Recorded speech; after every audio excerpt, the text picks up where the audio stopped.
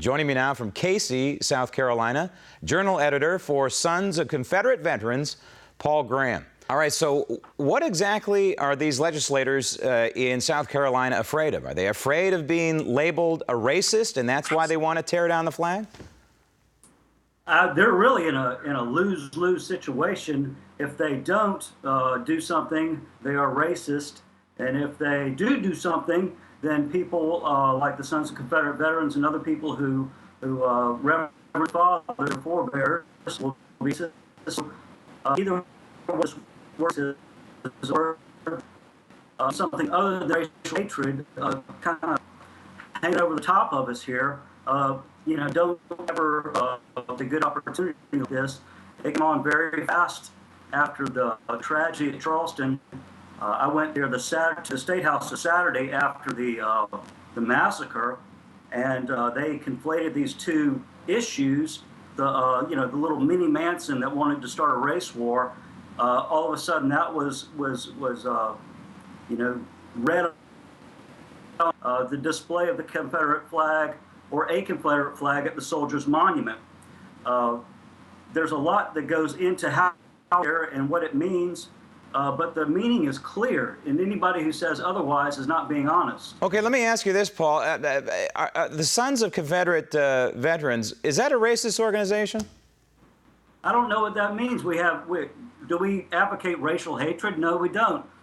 Do we have members that are of different races? Yes, we do. Not very many, obviously, but we do have black members, and we've got members of different types. But that's immaterial.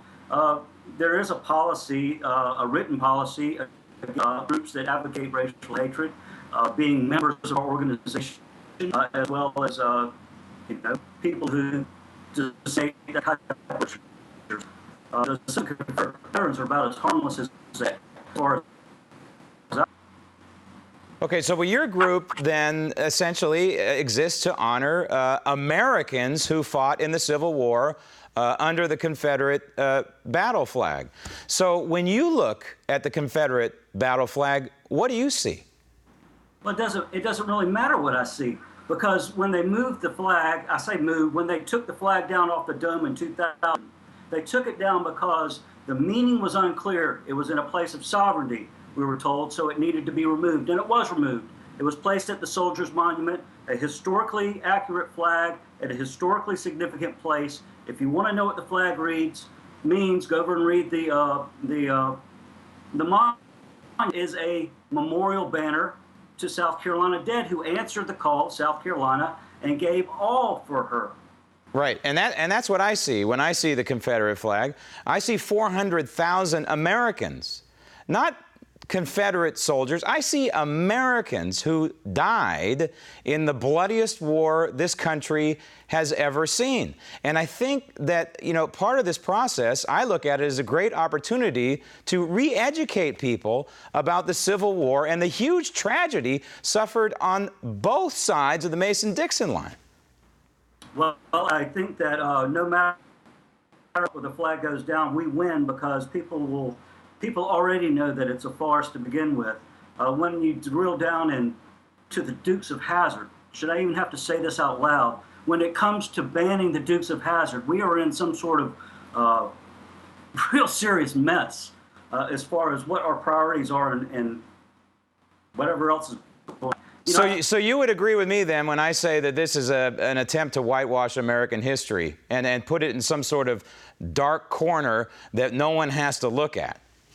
Well, when you say that it reminds me of slavery or reminds me of those are words that you use when to shut down a conversation.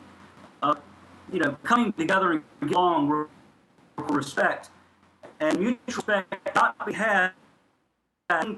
Group of people is allowed to erase the memory of another group of people. Right. I don't think that they need that in order to do well in America. Well, I think it's pure, blatant intimidation to have people remove flags from their own private property, and that is a disgrace. Paul, thank you for joining us.